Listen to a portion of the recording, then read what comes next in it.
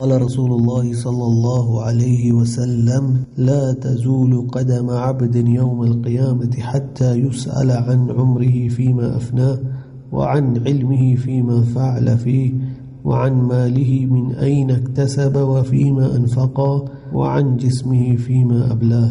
واجہ صلی اللہ علیہ وسلم حدیث مطابق صحیح روایت ترمذی کا ادارمیتوں کا بیان ہے کہ فرمائے تھے کہ بندگے قدم وحدہ تک حشر میدان چنکنز دا کیا 4 سوالانی جواب مدا.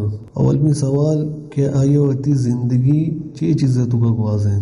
دومی سوال آیا علم وتی کے سکتی علم اکجا یا وتی علم کار بست آیا یہ علم گم اللہ سبحانہ تعالی فرما برداری کو یا کیا نافرمانی کو تھے. سیمی سوال آیا مال بارے جست کنک بھی کہ آیا یہ مال چا کجا کٹے او چی چیزیں تو کا خرچ کو تھے.